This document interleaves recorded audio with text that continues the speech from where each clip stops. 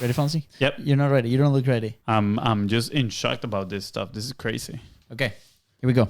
We've got some Hey, fresh I'm new Luis. young And this is talent doing some things that I know FONZI. you haven't Welcome heard to the before. Content is Profit podcast. In here, you're gonna learn the strategies and techniques. I forgot the intro. I didn't pull it up. Wow, you went to like episode 105. I was like, when I started saying that, I was like, this is not the intro. This is not it. All Wow, right, you went to the OG. Okay, here we go. Take 2. There we go. go. We've got some Hey, fresh I'm new Luis. young And talent this is doing Luis. some And things welcome that to I the know you Content is haven't heard Profit before. podcast. In here, you're gonna get the insights, accountability, and drive to create consistently and increase revenue. You'll hear from top entrepreneurs, creators, and anything and everything you need to know about content. All this while having a good time. The goal of this podcast is simple: entertain, educate, and turn your content into profit. Let's go. Go. Fonzie, I just watched Make like, some money. I just watched like a 6-minute video, and it's all about personal branding and how people are doing it completely wrong. One of the things is just be you, be awkwardly you. So Fonzie's awkwardly him is, not being ready, is, messing up the intro, going back to the OG intro. What else? Yeah, Not paying attention to what I'm saying because he's doing last minute research. that is true. That is true. Last minute research is the best type of research. Let me tell you.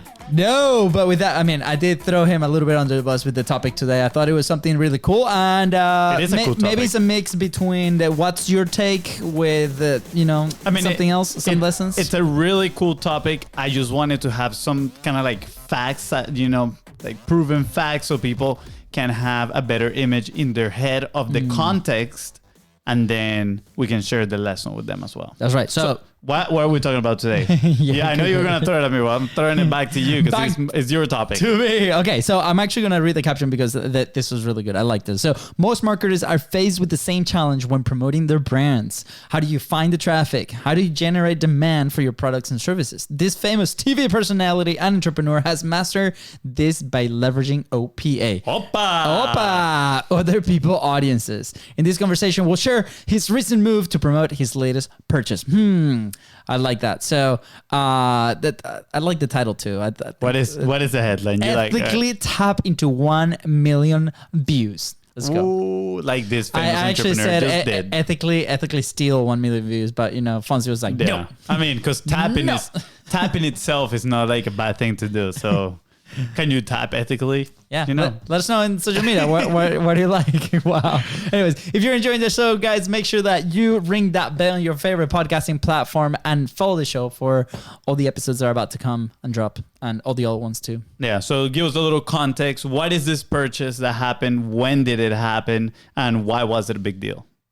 Well, I think we need to announce first who the person is, right? No? When you said the purchase, we'll eventually land in the person. So this purchase was, this person actually bought an entire soccer club in Wales, the second oldest soccer club in the world. Something like that. The oldest international stadium in the world. And him with another Hollywood actor ended up buying this team, and they did a whole documentary that's on Hulu right now. It's been awesome, and the marketing moves that they've been making has been amazing. They're actually just confirmed.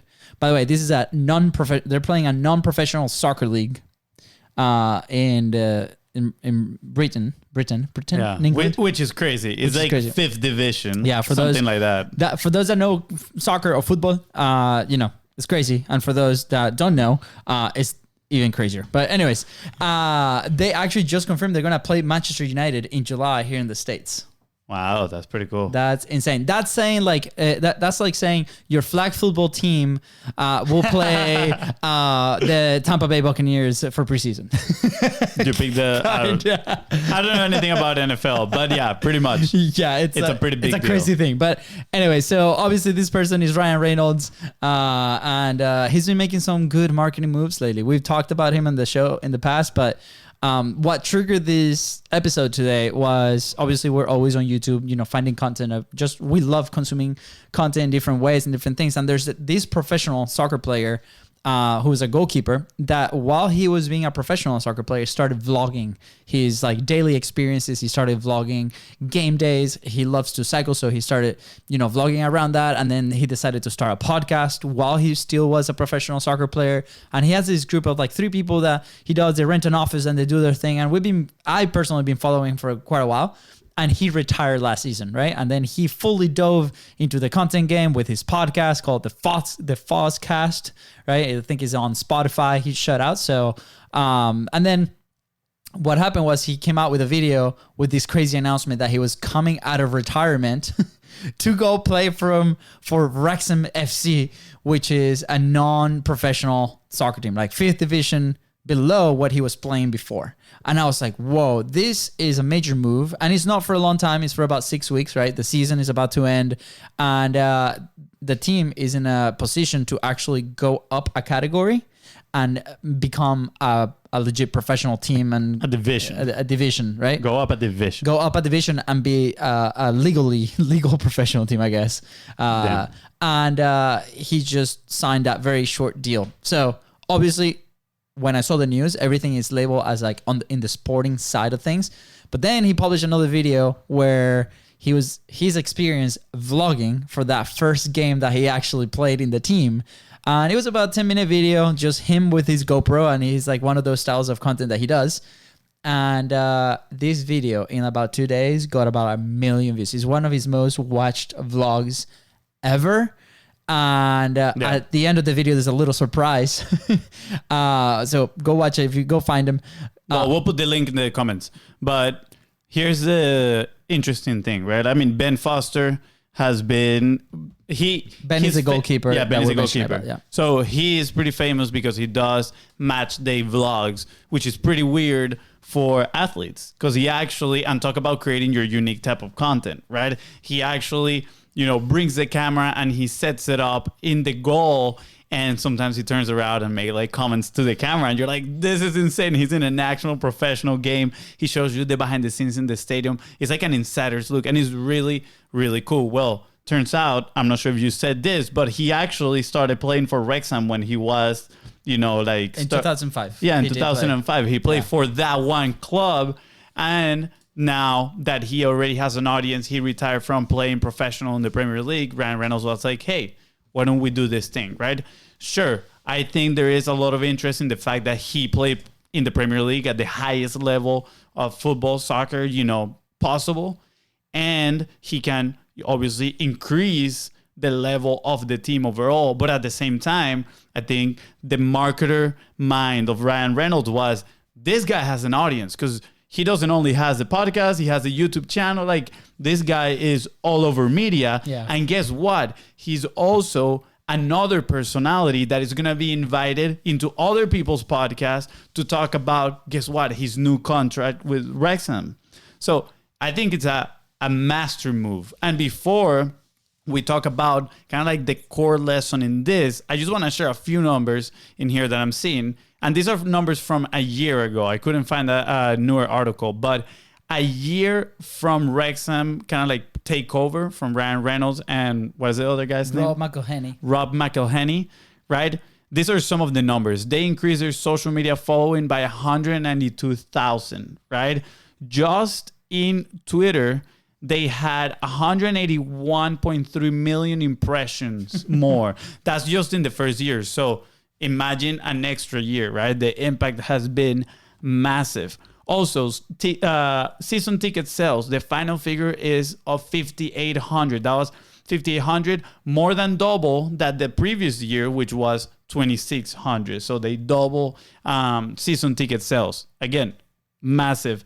And in merchandise, they increased their sales by, well, it says 259%, but I found an article written about 9 months later, and it actually said they increased sales for about 600% on their merch, right? Yeah. And because obviously now they tapped into a global market. They're not selling just jerseys for their local town or, adjacent cities, whatever. They are now selling to the whole world. They're probably I think one of the stats in here said that around 20% of new social media followers were people from the States, which is impressive. The market, right? That they're distributing the content, right? So, go back to, how do we tie this down to the business side of things or the phases that we've been talking about, right? Clearly, the purchase of the team together with that came the documentary, which they plugged into this massive distribution channel, which is Hulu, right? They promoted the heck out of it, right? Obviously, Ryan has an audience, Rob has an audience, right? Hulu has another audience. So it's like all these audiences together to initial kickstart this, marketing move around Wrexham that now has been for 2 years. And now they're tapping into, platforms like the one that Ben Foster has, right? With his vlogging. And I thought it was super interesting because, they're giving him free reign to create around the experience of being with the team for the last 6 weeks of the season, right? And obviously, the happy ending will be them winning their league and moving up a category. And it will just create a ton of more traction, attention. It's this wave effect that happens, right? And I just think it's super a super smart move for both of them. And I was listening to an interview with Foster, with Ben, and he's like, yeah, when we were on the Zoom call with the coach, the coach was telling him how there's like not Premier League status, right? They're not going to go to the hotels, or, the pitches that they're playing is a little bit challenging, right? And he's like, dude, I don't care, because I'm sure Ben also knows the value of the other side of things with media side and what that's going to do for his career coming back out of retirement to do this brand. And personal brand coming out of this, because there's obviously a lot of content to be made. He was very excited with the vlogging coming back. And I think overall the experience is just going to be super unique for the fans of Wrexham, the fans of the brand, the fans of the team. And it's just going to create all that value, right? That's going to be translated into the money and more increase in the metrics that Fonzie just said. I mean, personally for Ben too, the relationship that he's going to get with Ryan Reynolds, the access to a whole bunch of people that he's going to get, like I feel just with this deal, his net worth, related to his network has increased massively. But again, going down to the core of what is the lesson here, and it is leveraging other people's audiences, right? Ryan saw an opportunity to tap into, again, this vlog has only 2 days published and it's already been seen by 1.1 million people, right? That is massive. That is not counting podcast shows that he has done, interviews. I see here that he went on Talk Sport, right? That one video alone has 320,000 views. Yeah. Posted 5 days ago. So there's plenty of videos with a whole bunch of views, a whole bunch of reach that the brand of Wrexham and Ryan Reynolds are leveraging through Ben Foster. Sorry, real quick. And I just we often talk about the tiny timeline, right? And we said that at the very beginning, before, newspapers existed, magazines, right? Print media, people had to go physically to the markets where people were actually living, right? Like, where is the traffic? You couldn't just stand out of your house and scream. Sure, maybe 1 or 2 people would hear you and would come and check out your products. But if you wanted to sell, you had to carry your merchandise and walk to the market and then start being loud and promote. And then people would start coming and buying your products. And that same concept hasn't changed in today's era, right? Newspaper, print media started coming out. Well, guess what? That's who held the traffic. People were buying those and reading those. So if you wanted to advertise, you had to buy an advert inside of a magazine. Then, fast forward, radio, TV, now social media, same thing. That's where the traffic is. That's where people is. And now even more specifically, some creators hold a lot of that traffic. So go to those creators, other people's audiences, right? And think about it. How can I leverage this? That's why podcast guesting is very, very popular, right? Because obviously those people have put in the work to build an audience, and now you're coming in and tapping on a percentage of that is going to get interested inside of your message. So think about it. How can you leverage other people's audiences inside of your business to spread your message, right? Convert some people into fans or into your community. Think about it. Who out there has the same audience that I'm trying to serve, or overlapping audiences that I can leverage and go build that relationship and eventually tap into that audience? Yeah. And if you're a company and you haven't started publishing yet, like on your own, that might seem like a big challenge, right? So maybe this is another route that you can go to be like, okay, like Fonzie said, who is that person that aligns with our values, our personality? The audience is very similar, right? And we can start doing your research on finding who that person is, and then collaborate with them in a very organic way for them to deliver a great product, which is the content, right? Just have the freedom to do that, and then your message will be embedded in that. And obviously there's many ways to do that, but the key word here I think is collaboration, right? In this specific case, Ben Foster has the freedom to create however he wants to do the vlogs and the structure that has been very successful for him while he plays, right? His profession, right? And then Wrexham gets attached to not only, that brand, but also new audience that likes the sport, right? And be like, okay, out of the 1 million views, there's going to be a percentage of them that are going to transition into finding out more about Wrexham, into buying merch, into following the accounts, right? Into all these action points of what happens. So if you do this consistently and repeatedly, that's why influencer marketing, that's why, the micro creation, that's why a lot of people, find a lot of companies go that route before they even start their own platform, right? So I understand, I hear a lot of this is like, well, I'm maybe not the right person to start a podcast or to start YouTubing. Perfect. That's okay. You can still tap into publishing and other people audiences. Yeah. We're just saying that maybe if you control that process, it might be a little bit more beneficial to you, but still this can be very exciting to explore. Yeah. And media is very powerful too, because it's a medium. The person that holds an audience attention, they're actually holding their trust as well. So when you are presenting yourself in front of that new audience, and let's call it the host of that audience is actually the one introducing you, he is pretty much sharing that trust into their audience. So you don't have to build up that trust from scratch when you are leveraging other people's audiences. Yeah. It's kind of like a cheat code, right? You're starting, but people are saying to themselves, oh, if LUISDA over here already believes in this guy and he is willing to invite him on his platform for him to share his message with us because he truly cares about, the best results that we can have, then I trust this guy pretty much, right? So you're pretty much handing that trust. Super, super important. And that's what's happening here between Ben Foster and Ryan Reynolds, right? It goes both ways, which is a really cool thing. I just think it's super exciting to see case studies like this, right? At the surface, you can see him as these entertaining moves that, happen randomly. I happen to think that this was very well planned. Obviously, stars aligned where Ben was retired. He came out of retirement for this. He creates content. He's a soccer player. He played in Wrexham, like all these things, right? That to me seem that is not just a random thing that they did. I think they've been following him for quite a while. They probably have a mutual relationships. He's probably from around there.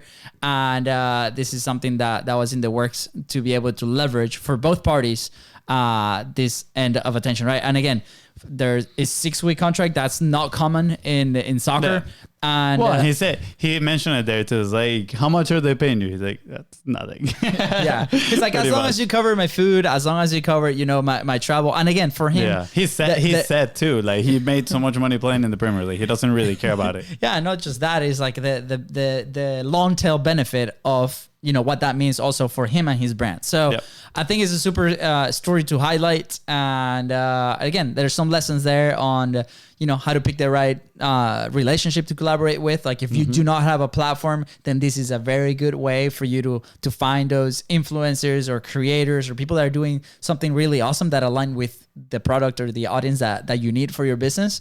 And also how to leverage these marketing waves that are happening, right? Like look around you, there's different things that are happening, maybe not in your industry per se, but you can collaborate with somebody and then there's that overlap that can happen. So super exciting. I just thought we will bring it to the show today. And I think it was good. Fonzie, any other thoughts, last thoughts? No, I still got like 3 more minutes to watch from the vlog. So let's go. Let's go. I got to watch it. Yeah, watch to the end and make sure that we put that link right here below. But I think that's the episode. With that said, thank you so much for tuning into the Contents Profit Podcast. Go ahead and follow the show in your favorite podcasting platform and on social media at BIZBROS Co. That is Ryan. If today's episode, Ryan Reynolds and Ben Foster help you move one step closer towards your goal, please don't forget to share it and don't forget to score a golazo. I don't know. I had to. Bad joke. All right, let's go. Bye, guys.